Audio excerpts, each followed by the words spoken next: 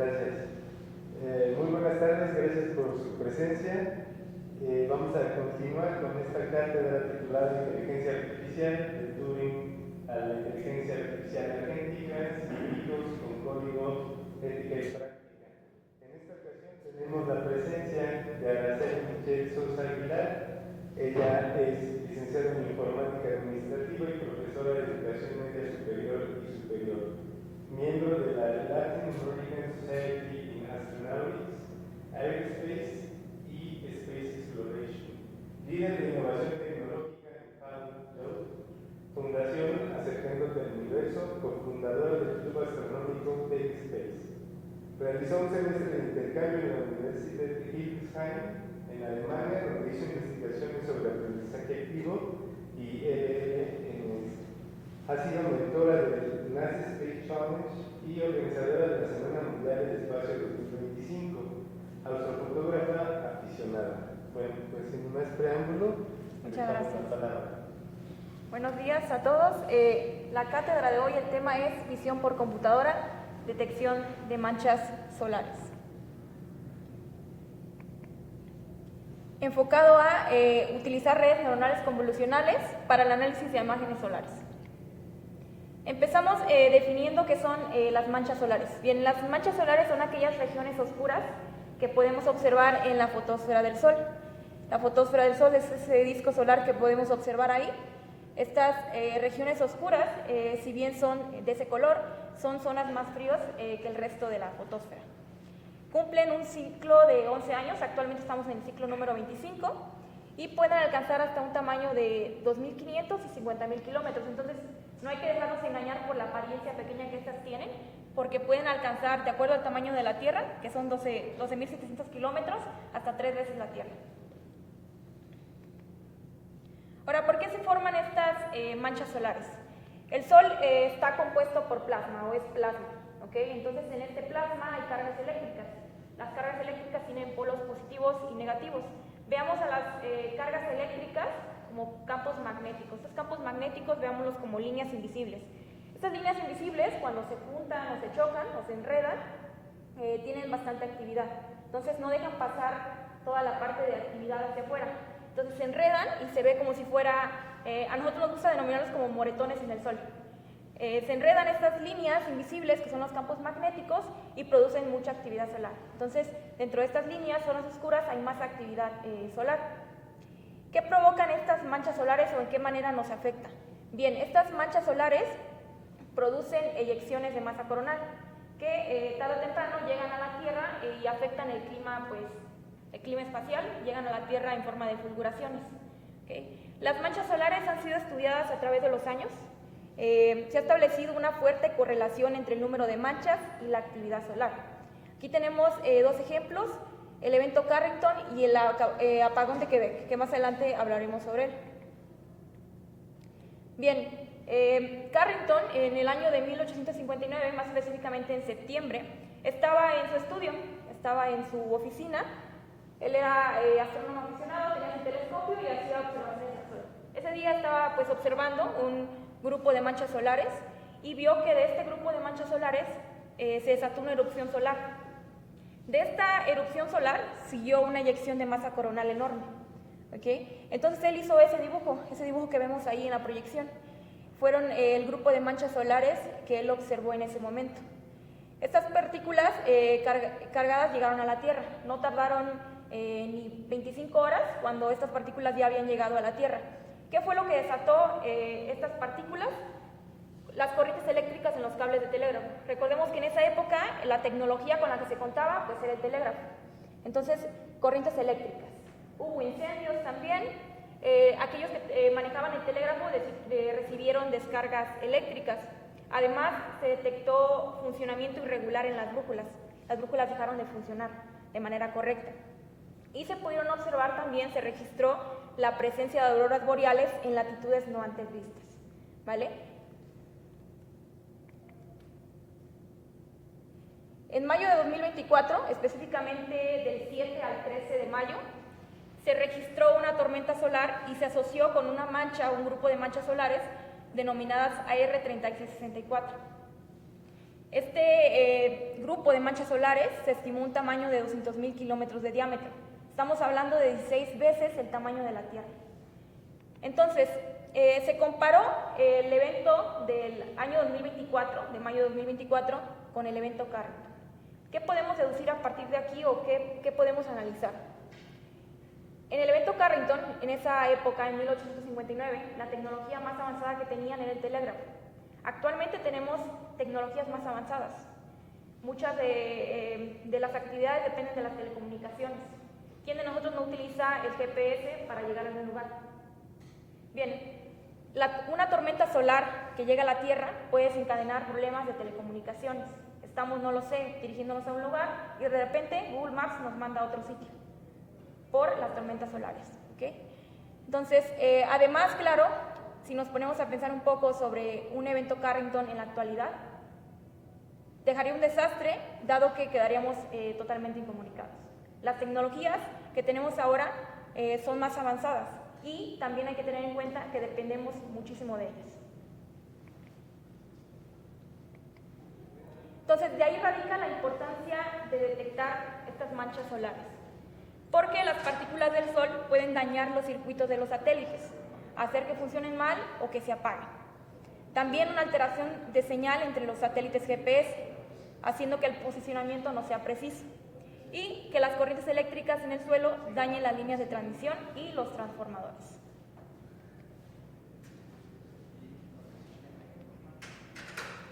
Existen datos de hace años del registro de manchas solares. De hecho, el primer científico que la registró fue Galileo Galilei. Hacía dibujos y veía manchas solares. Lo publicó en uno de sus libros y asoció o hizo una correlación de la actividad solar con las manchas solares. De ahí se derivó el estudio y se determinó que los ciclos obedecen 11 años. ¿Cómo se cambian los ciclos? Empieza con un mínimo de actividad solar y se tiene que alcanzar un máximo de actividad solar. Actualmente estamos en el ciclo 25, pero se supone que debió haber terminado en el año 2025. No se explica todavía por qué no se ha encontrado, no se ha alcanzado el máximo de actividad solar, pero se espera que no deje daños, al menos en las telecomunicaciones. Ahora, ¿cómo se hace el estudio de las manchas solares? Les platicaba sobre que Galileo Galilei lo hacía a través del lápiz. En su libreta pues dibujaba y hacía los dibujos. Y de ahí se estudiaban. Posteriormente se empezaron a implementar otras técnicas tradicionales, como, no lo sé, el registro a través de telescopios pues, de astrónomos aficionados. Y se utilizaba una técnica que se llama número de Wolf. Pero esta es imprecisa porque a cada astrónomo se le da un número y dependiendo de este número pues va a ser la precisión del tamaño o número de las manchas solares. Ahora la detección de manchas solares se puede hacer con inteligencia artificial. La inteligencia artificial está jugando un papel muy importante en el campo de la astronomía. Estos dos artículos mencionan un estudio o la aplicación, la implementación de redes neuronales convolucionales para la detección y clasificación de manchas solares. El primero, que es de Chola y Benifa, habla sobre la implementación de una red neuronal convolucional de 12 capas y utilizaron una técnica que se llama Data Augmentation, que es para aumentar el tamaño de los datos que tenemos de manera artificial y tuvieron una eficacia o una precisión de arriba del 95%. Y por otro lado tenemos también a Chola y otros autores, donde también un año después, precisamente en el año 2023, hicieron un estudio, pero ahora con clasificación binaria. Utilizaron una red neuronal preentrenada. ¿Qué es lo que hace la red neuronal preentrenada? Pues anteriormente ya aprendió de millones de imágenes y únicamente se congelan las capas convolucionales para poder extraer pues, las mejores características. En este caso, en este estudio, obtuvieron un 98% de precisión. De hecho, hasta ahora este es el estudio, digamos, con la mayor precisión, a pesar de que no se ha puesto por pares. Una revisión por pares. Entonces, así se da el funcionamiento, o más bien la clasificación con una red neuronal convolucional. Se le dan las imágenes y es a través de las capas convolucionales va aprendiendo las características de este objeto. Aquí vemos dos imágenes, una de un perro y una de un gato. Esas que vemos ahí, esas capas, son las capas convolucionales. Pasan a través de ella y extraen las características más importantes. Al final, esta red neuronal convolucional tendrá que definir o deducir de qué elemento se trata, a partir de dos ejemplos. Aquí estamos viendo esta clasificación. Al final vemos que la red dice output, que es la salida, y concluye que es un gato, y dice got it, lo tienes. Ahora, el problema o la oportunidad que se ve con las redes neuronales convolucionales es que estas necesitan miles o millones de datos para poderse entrenar. Y lo que requiere un nivel de cómputo pues alto, además de que muchos de los datos que se utilizan en estos estudios pues son costosos. En astronomía, la utilización de estos datos muchas veces no es de acceso libre. Y en algunos, los observatorios proporcionan imágenes, pero estas necesitan ser normalizadas. Lo que se busca ahora con este estudio es implementar una tecnología o un enfoque que permita reducir el número de ejemplos y a partir de esto, pues la red neuronal convolucional pueda determinar pues, las características en este caso. En este estudio, lo que yo hice fue implementar un enfoque few shot. Primero, la clasificación binaria, por ejemplo. Me centré en una clasificación binaria donde yo pudiera introducir imágenes y me dijera si era misma clase o diferente clase, o manchas, no manchas solares. Que fue algo similar a lo que hicieron aquí con este estudio, el segundo, que es de Chola. Lo que hicieron fue utilizar una clasificación binaria y únicamente centrarse en esas características. Por eso es que tuvieron una alta accuracy. Entonces, aquí se utilizó la técnica de data augmentation, que es para ampliar el tamaño de los datos de manera artificial. Con un ejemplo, por ejemplo, estamos hablando de que tenemos 15 o 10 ejemplos en cada una de las clases, pero las tenemos únicamente de frente. La red neuronal convolucional únicamente va a aprender en base a esos ejemplos. Con esta técnica lo que se busca es rotar, manejar el brillo o cambiar alguna de las características, hacerle zoom al 10%, al 20%, de manera tal que la red neuronal convolucional pueda aprender de distintos ángulos. Lo que pasa con una persona, si nosotros le damos a una persona la fotografía de alguien de perfil, únicamente se va a aprender las características del perfil de la persona, ¿ok? Pero ¿qué pasa si de pronto ve a la persona de perfil o de costado, de la parte trasera? ¿La reconocería? Sería difícil porque no tiene la imagen de todos los ángulos. Entonces, con Data Augmentation lo que se busca es que la red no generalice, sino que realmente aprenda en base a los distintos enfoques o a los distintos datos que se le pueden otorgar. También se implementó una función Early Stopping, que es más que nada un freno inteligente durante el entrenamiento. Uno de los problemas con las redes neuronales convolucionales es que se sobreentrenan o se sobreajustan, que hay un momento en el que dejan de aprender y que empiezan únicamente a memorizar o a adivinar. Con esta función de Early Stopping, lo que se busca es un freno automático. En el momento en el que la red deje de aprender en una cierta época, ahí es donde te tienes que detener, para evitar un sobreajuste, pero también para reducir los costos computacionales. Al mismo tiempo, tenemos una función aquí, Cross Entropy, que actúa como un medidor de qué tan equivocada está la predicción. Entre más se equivoque, más grande va a lanzar el error de esta red o de este resultado. Aquí en Cross Entropy voy a utilizar una analogía. Cross Entropy lo que hace es decir el error y en qué parte. Es como un profesor que no nada más, no solo nos dice que estamos mal en una tarea, sino que nos indica en qué parte de la tarea estamos mal o qué podemos hacer para corregirlo. Y por último, utilizamos Adam, que es para ajustar ligeramente los pesos internos de la red. Una vez que Cross Entropy ya detectó el error o el sobreajuste, lo que hace Adam, que es un optimizador, es decir, ok, la próxima iteración vamos a ajustar los pesos. Pero lo interesante aquí es que Adam no ajusta los pesos de manera aleatoria, no hace un movimiento brusco con el tamaño de los pesos, sino que aprende del pasado y del presente y en base a eso ajusta ligeramente los pesos internos de la red. Ahora, esta red neuronal convolucional se utiliza una red ResNet 50 que ya se encuentra preentrenada. Esta red está preentrenada con datos de ImageNet de 14 millones de imágenes. Lo que se hace únicamente congelar las capas convolucionales y extraer únicamente las características como los bordes, las formas, entre otras cosas. Entonces, ResNet 50 no funciona como extractor de características, ¿okay? Como clasificador, únicamente como clasificador. Y se utiliza, bajo este enfoque, la red siamesa. Red siamesa es una rama de FewShot. FewShot se utilizó por la necesidad de reducir el número de datos.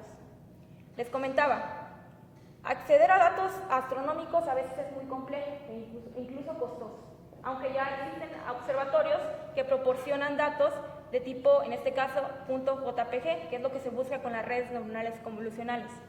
Aún así, entrenar una red desde cero con miles o millones de imágenes representa un nivel alto de cómputo. Entonces, con FewShot lo que se busca es, por ejemplo, pasar de miles a millones de imágenes a únicamente introducir 10 imágenes y que en base a esto la red aprenda. ¿Se imaginan pasar de 10 millones de imágenes a 10 ejemplos de imágenes? Es un avance grandioso, y también algo interesante es que FewShot es poco explorado. Es un enfoque, bueno, técnicamente nuevo, no ha sido utilizado mucho en algunos, en visión por computadora, pero también encontré únicamente 5 o 10 investigaciones de FewShot aplicado a astronomía. Entonces también es una gran oportunidad de investigación aquí. ¿Cómo funciona FewShot en términos sencillos? Lo que se busca con esto, o lo que se busca con la visión por computadora, con Machine Learning, es que cada vez más nos acerquemos al funcionamiento del cerebro humano. Es lo que se busca, llegar a la inteligencia humana a través de las máquinas. ¿Cómo aprendemos nosotros cuando estamos pequeños? Aprendemos a través de ejemplos o a través de descripciones. Cuando estamos niños, por ejemplo, para saber o diferenciar entre un perro y un gato, basta con que nos enseñen 5 imágenes de un perro y 5 imágenes de un gato. Incluso con los sonidos. Y basta con que lo escuchemos 10 veces, 5 veces para poderlos ya clasificar o saber de qué se trata. Incluso con las descripciones, el tamaño de las orejas, el tamaño de los ojos, la parte del torso, todas esas características nos ayudan a llegar a una conclusión. Esto cuando somos pequeños. Entonces, con el enfoque FewShot lo que se busca es llegar a esa inteligencia humana o ese procesamiento del cerebro humano. Emplear únicamente 10, 15, 5 ejemplos para llegar a una conclusión, para poder clasificar. La red siamesa es una rama de FewShot. Las redes siamesa, como su nombre lo indica, son gemelas. ¿Okay? Las siamesas son gemelas, están pegadas. Son 2 redes totalmente iguales, que tienen los mismos pesos. ¿Qué es lo que hacen? Comparar sus resultados. Le doy una imagen a la red siamesa, a ambas redes siamesas, como la matriz de confusión, la curva PR y las rectas, los gráficos OutRock y PROut. En este tipo de estudios o en este tipo de resultados no nos podemos dejar guiar únicamente con esta gráfica que es la de loss o incluso la de precisión. Tenemos que determinar en la clasificación binaria otros tipos de gráficos, sacar otros tipos de gráficos, para poder decir que nuestra red realmente está cumpliendo con los requisitos o con la tarea que se le impuso. Fue así como llegamos a estos resultados y pudimos concluir que la red neuronal no estaba adivinando, no estaba memorizando y sus resultados no estaban sesgados.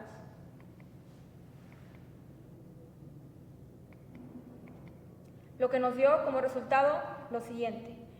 Para próximas investigaciones o próximas mejoras en la red, se busca equilibrar o calibrar mejor el umbral de decisión, seguir experimentando con técnicas como data augmentation e incluso modificar la técnica o la rama de FewShot que se está manejando. En este caso yo utilicé red siamesa, pero tal vez se podría utilizar otra técnica un poco más robusta, que implique más otro nivel de cómputo, pero que realmente nos pueda dar en el conjunto test un resultado de 0.95 o arriba de 95% de precisión. De mi parte sería todo. Muchas gracias. Si tienen alguna pregunta, no duden en realizarla.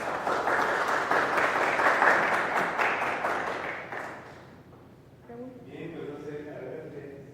Sí. Muy buena presentación, muy interesante. Gracias. ¿A dónde, este es el ejemplo, lo hiciste con el sol? ¿A dónde más lo ves y otras áreas del conocimiento digan, este trabajo me sirve para esto.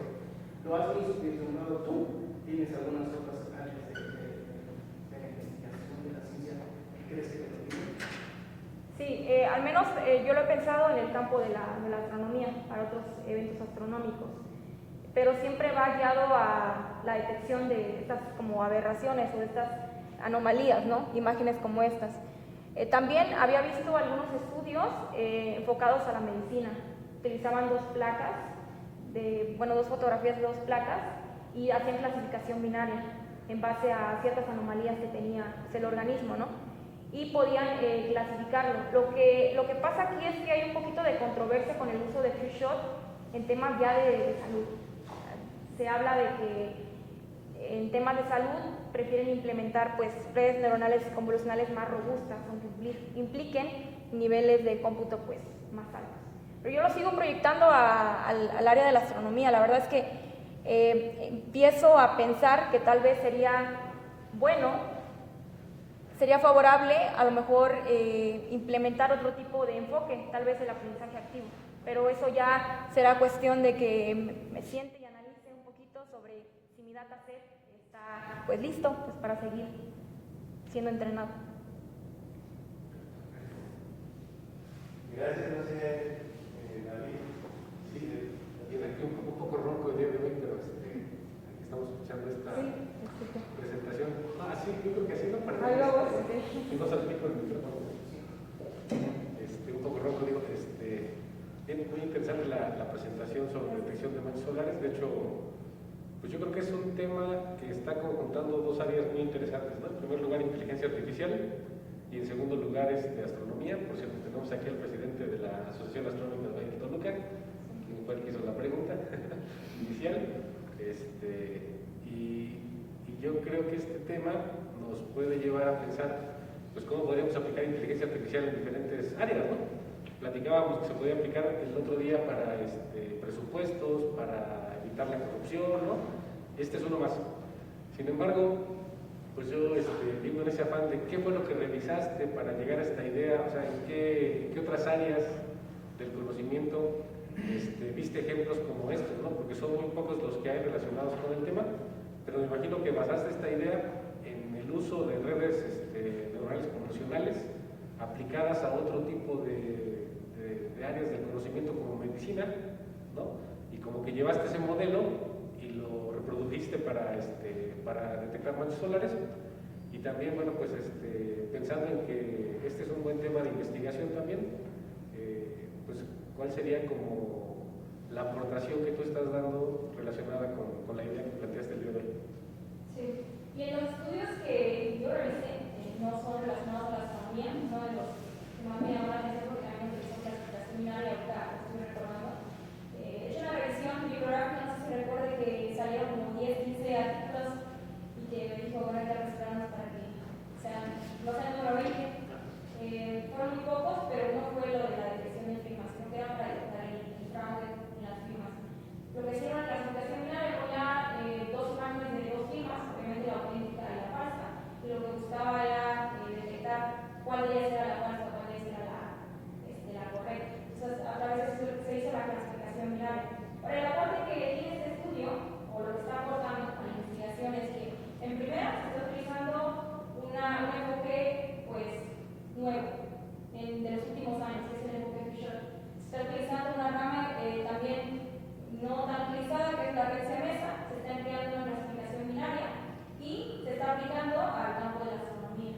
La verdad es que a mí me apasiona mucho la astronomía, entonces cada proyecto de tecnología que hago lo trato de involucrar mucho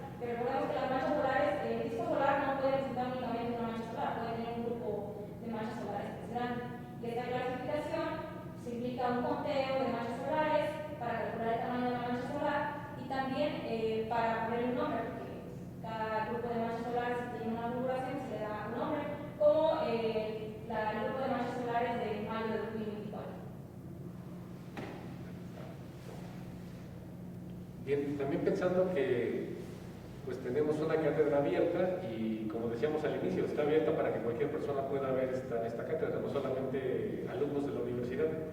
Y pues tú eres profesora de prepa. ¿Cómo motivarías a los chicos de prepa, a lo mejor hasta de secundaria, para que les interesara este tipo de temas, ya que pues yo creo que desde niño tenemos como curiosidad todos de hacer algo, no sé, ser futbolista, ser médico, ser policía, ¿no? Algunos quieren ser presidentes, otros quieren ser astrónomos, científicos. Entonces, ¿cómo podrías tú llegar a esa comunidad joven para que se motivaran a realizar este tipo de investigaciones o tuvieran como esa cosquillita, ¿no?, de hacer este tipo de temas, y a lo mejor hasta sale de lo que es tu motivación para realizar esta investigación? Creo que a esa edad los jóvenes tienen una chispa que muchos vamos perdiendo con el paso de los años. Entonces lo que se busca es avivar más esa chispa, ¿no?, encender en ellos una curiosidad. Yo lo hago a través de actividades, de pronto relaciono o hago algún proyecto dentro de las preparatorias del trabajo y llevo algunas pláticas o ponencias, porque primero es poner la duda en ellos, preguntarles cosas que sean de su interés. Yo, por ejemplo, utilizo mucho la actividad o el tema de mitos de los eclipses, mitos de las manchas solares, cosas de ese sentido, que no sean tan técnicas también, porque ellos de pronto ese nivel de tecnicismo todavía no lo tienen, pero sí tienen la curiosidad de aprender. Entonces, con actividades de un tipo que despierte su curiosidad a través de pláticas, pero también derivar un poquito los temas y decirles que lo que pasa en el espacio también puede llegar a afectarnos a nosotros. Hace años yo no sabía que las manchas solares tenían alguna relación, alguna correlación con los eventos aquí en la Tierra. No sabía que las auroras boreales que se forman es por la energía que llega a la Tierra, pero que es disipada por los campos magnéticos de la Tierra. Cuando las tormentas solares son muy grandes, estas auroras boreales pues llegan a salir en latitudes. Lo que se puede hacer es decir a los chavos, ¿sabías que en México se pueden presenciar auroras boreales? Sí, esas luces que ves ahí que son de color verde, de color rosado, que depende del color, ese tipo de aurora que sea. Y decirles, pero ¿saben por qué ocurre esto? Y de empezarles a introducir estos temas de manera tal que ellos se interesen y que puedan darle un espacio a ese tipo de investigaciones. Hace poco estuve trabajando en un proyecto. El semestre pasado di la clase de programación a los chicos del quinto semestre y siempre lo primero que les pregunté yo, ¿quieren hacer un proyecto real, un proyecto que realmente tenga un valor? Me dijeron sí, porque tal vez ellos estaban como cansados o aburridos de hacer a lo mejor, no sé, hazme una calculadora o hazme un programa, un algoritmo en Python que sume los números o que saque el área del círculo, cosas de ese sentido. Entonces, empezar con esa parte, pero después aterrizarlo en un proyecto real. ¿Qué fue lo que concluimos? Con la prepa de San Pedro Tenayá, la ECO 200, hicimos un proyecto de un seguidor de la Estación Espacial Internacional, lo hicimos en Python. Ahorita nada más estamos puliendo lo de la base de datos, pero es un seguidor que realmente tiene un valor, porque cuando yo les dije, si imaginan que ustedes tienen un sistema, una aplicación, que cuando lo saquen y lo apunten al cielo, te diga, la Estación Espacial Internacional va a pasar en 5 minutos, y suena una alarma, y puedan salir al cielo y puedan ver esas luces. Porque claro, también era preguntarle, ¿ustedes han visto las luces que hay en el cielo? Me decían, sí, son extraterrestres. Yo les decía, no, es de la Estación Espacial Internacional. Y entonces desperté la curiosidad de hacer algo, un proyecto real, que tuviera un valor, pero que además también estuviera relacionado con su comunidad. Y fue así como aterrizamos en ese proyecto. Yo nada más quisiera hacer un comentario acerca de... Bueno, a mí se me hace apasionante todos estos temas y sobre todo la cuestión que tratabas del Machine Learning, de ciertos atributos que con anterioridad solamente se le achacaban a la conciencia humana, ¿no? O sea, por ejemplo, la Gestalt lo que hace es decir que si tú, o sea, nosotros no vemos completo el mundo, pero una categoría de la conciencia es que completa el mundo, ¿no? O sea, nosotros nada más vemos una cara de esta silla, pero tiene varias dimensiones que nuestra conciencia completa, ¿no? Y bueno, y también cuando escuchamos música, pues la conciencia es capaz pues de manejar el tiempo de tal manera que podamos escuchar una melodía. Pero bueno, todo esto ya es parte, digamos, de la cuestión de la inteligencia artificial, ya no es privativo de la conciencia humana. Entonces, eso, por ejemplo, a mí me impresiona mucho. Nada, ese comentario. Muchas gracias. ¿Alguna otra pregunta o comentario? Yo, bueno, en general, ¿cuál sería el impacto de los eventos Carrington? Porque hace no mucho, estamos hablando de hace un año, creo. Ya casi 2 años, 2024. Se vio que hubieron auroras boreales donde normalmente no había. Entonces, me imagino que este tipo de análisis, de estudios, van relacionados para, pues, posteriormente la prevención y detección a tiempo de eventos Carrington, porque hoy en día estamos en la época de la interconexión mundial. Todos estamos conectados con todo. Y el día de mañana, que suceda un evento Carrington, va a afectar a todo el planeta en una escala mucho mayor que cuando estaba la época de los telégrafos. O sea, si antes eran incendios y desconexiones de comunicaciones, ahora serían pérdidas bancarias, comunicaciones interrumpidas en todo el planeta, y sería catastrófico eso. Sí, creo que la importancia es esa. Lo que se busca con todas estas investigaciones es llegar a la detección temprana, a prever esas ocurrencias, estos eventos como Carrington o como un apagón en Quebec, en Canadá, que también se dejó a toda esa provincia totalmente sin luz. Y en 2024, pues afortunadamente no se registraron apagones, pero hubo naciones que sí implementaron algunas estrategias como para no verse afectados. El envío de plantas y resguardo de otras cosas. Entonces, sí, lo que se busca es la detección temprana. Ahora, hablar de detección temprana sería un poquito, digamos, esperanzador, positivo, o hasta cierto punto alentador.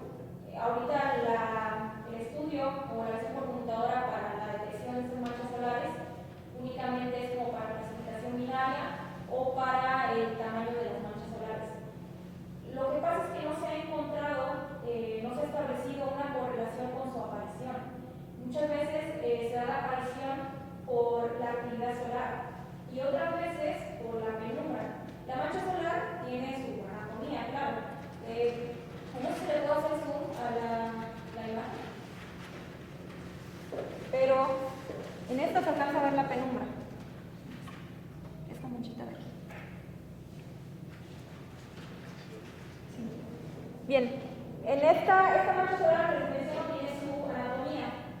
Se ha registrado que la aparición de fáculas, las fáculas son la parte de esas partecitas blancas que se ven ahí, la aparición de fáculas previas, después hay manchas solares. Se ha establecido. Necesita o se implica más estudio, meter más investigación en la parte de la astronomía. Yo encontré 15 artículos sobre Few Shot y ni siquiera están aplicados a la astronomía.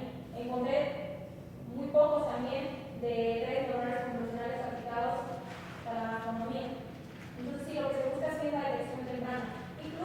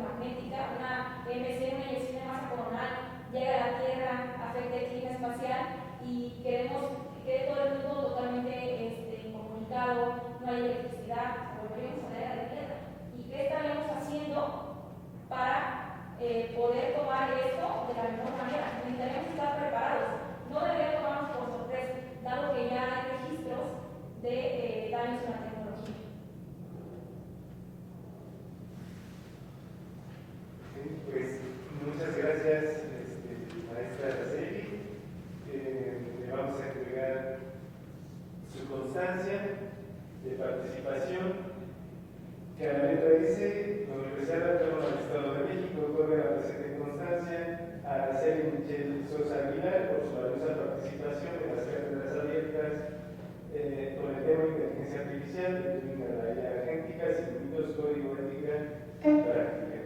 Muchas gracias.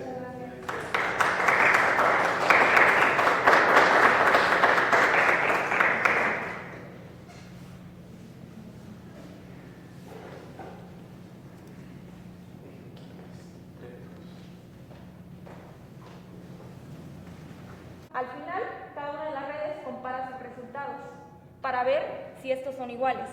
Imaginemos que le damos una fotografía a dos personas. Estas dos personas la analizan. Al final, nos damos cuenta las características con las que se describen. Si se parecen, es porque esta red siamesa está funcionando de manera correcta. Entonces, la red siamesa se eligió porque es útil para la clasificación binaria, que en este caso es la que nosotros estamos utilizando, clasificación binaria manchas o no manchas solares. Ahora, el dataset que se utilizó en este caso fueron tres, Train, Test y Validation. En estas tres carpetas o tres sets, lo que se buscó es dividir igual de manera binaria. Una carpeta con 10 imágenes con manchas y 10 sin manchas. Las primeras dos se utilizaron para Train y Validation, se utilizaron para el entrenamiento, y Test se hizo un experimento bastante interesante posteriormente al tener los resultados.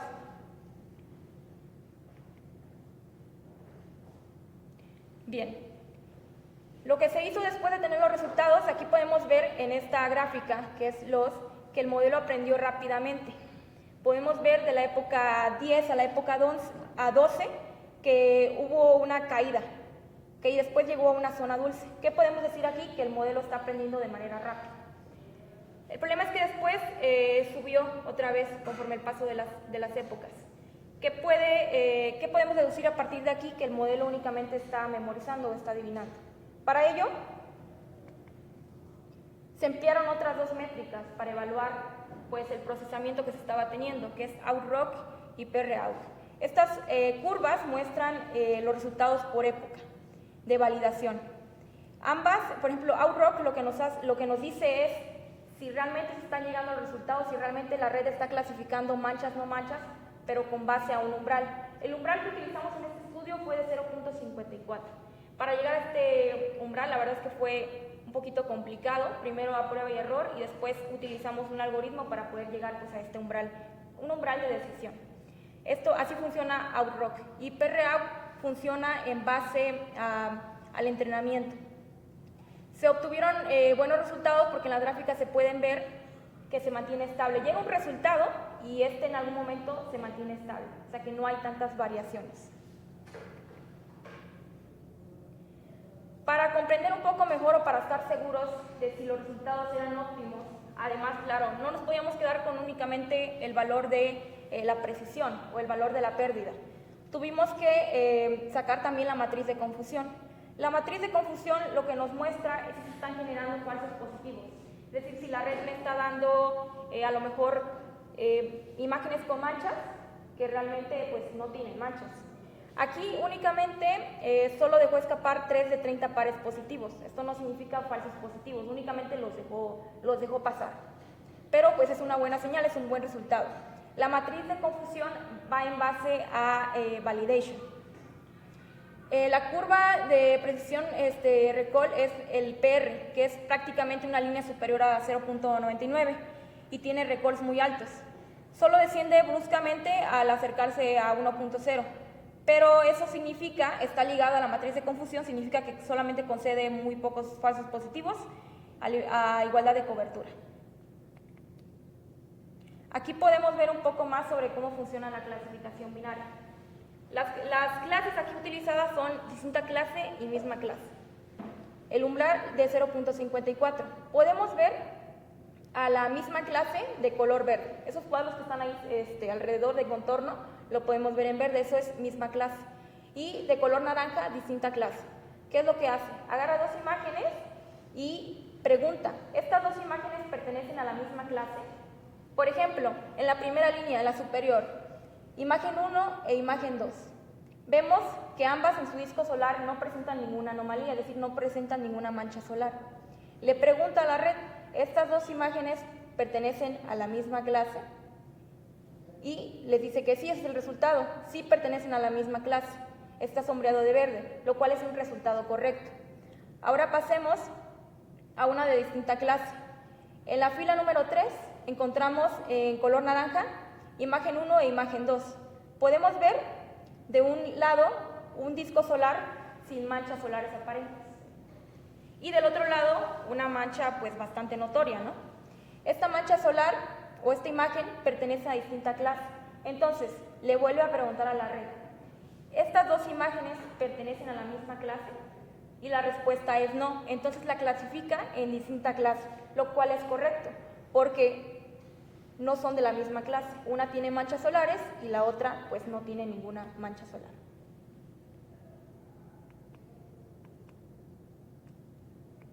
Bien, los resultados con los que concluimos en este estudio fue de 0.95 de precisión, lo cual fue resultados buenos. Está entre los mejores, de hecho, resultados, aunque aún no ha sido publicado este artículo. En esta investigación lo que se buscaba era reducir el número de ejemplos a utilizar en la red neuronal convolucional. Metimos únicamente 10 ejemplos por clase y al principio les comento, fue todo un reto, porque la verdad es que la red se sobreajustaba muchísimo. Tuve aproximadamente 50 prototipos, de los cuales únicamente elegí 5. El último fue de un test, que ahorita les voy a platicar cómo llegamos a eso. Este estudio se hizo en base a una inquietud o a un hobby mío, se podría decir. A mí me gusta mucho observar el sol, tengo mis telescopios, mis instrumentos de recolección, y yo siempre me preguntaba, ¿puedo hacer un estudio en base a los datos que yo tengo? Claro, yo no puedo reunir miles o millones de imágenes, me tomaría años, ¿no?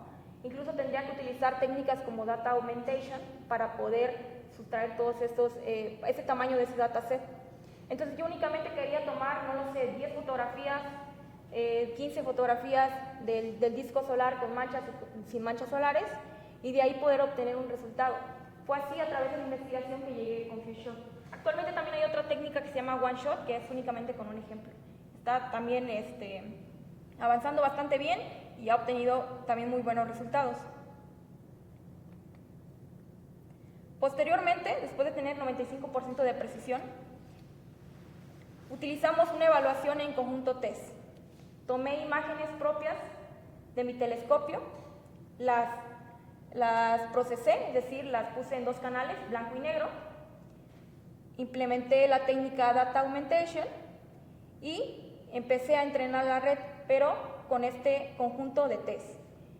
¿Por qué me di a la tarea de hacer esto? La red neuronal convolucional, ResNet 50 con el enfoque FuseShot, estaba aprendiendo en base a imágenes del mismo tamaño, imágenes que al principio eran de 1024 por 1024. Se implementó un algoritmo que hizo que se redujera para bajar el nivel de cómputo. Entonces, al final, las imágenes eran de 224 por 224 píxeles. Se procesaron estas imágenes y concluimos en estos resultados. Lo que queríamos era probar la red neuronal en escenarios reales. Escenarios reales que realmente retornan a la red neuronal a pensar. Al final el entrenamiento se dio con imágenes de un mismo tamaño y de un mismo color y con ciertas características pues bastante visibles. Pero esto obviamente no es el mundo real. El mundo real, la red neuronal tiene que aprender en base a lo mejor a imágenes que tienen bastante ruido, que no están en blanco y negro, que no tienen un tamaño de 224 por 224. Son imágenes movidas a lo mejor, porque no todos los observatorios tienen los mismos instrumentos de recolección. Entonces con test se utilizaron imágenes, fotografías de distinto tamaño, en distinto color y con distintas características. Incluso se le aplicó ruido a algunas imágenes para poder determinar si la red realmente era capaz de detectar estas manchas solares, aunque estas se vieran un poquito borrosas. El resultado fue el siguiente. Tuvimos una precisión de 0.77%, pero únicamente hubo pérdida de 12 datos, lo cual es un resultado bueno. Ahora, ¿qué es lo que se tiene que hacer para poder llegar a un 0.95, un 0.98, un 95-98% el resultado en conjunto test o en conjuntos ya del mundo real? Lo que se tiene que hacer es ajustar a lo mejor el umbral, ajustar los pesos y seguir entrenando esta red. Los resultados que vemos aquí, esas pérdidas, se determinó que posiblemente esta matriz de confusión, esas tres pérdidas de misma clase, distinta clase, fue en base a imágenes que a lo mejor las manchas solares estaban muy cerca del umbral, estaban muy cerca ya del final. Cada mancha solar tiene un ciclo, muchas manchas solares empiezan de un extremo y pueden desaparecer hasta que da la vuelta al disco solar. Pero muchas de ellas no, muchas de ellas perecen incluso sin llegar al otro costado del disco solar.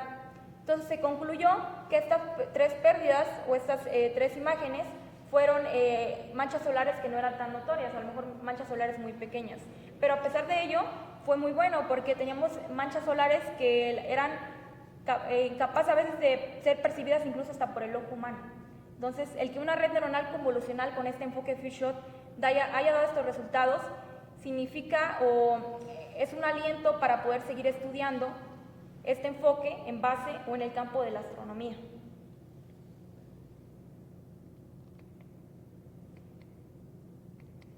Por último, aquí tenemos los resultados ya en visualización de las manchas solares. Aquí tenemos dos clases, que es without y with, sin y con, sin manchas solares y con manchas solares. Tenemos 4 imágenes clasificadas de manera exitosa por la red neuronal convolucional.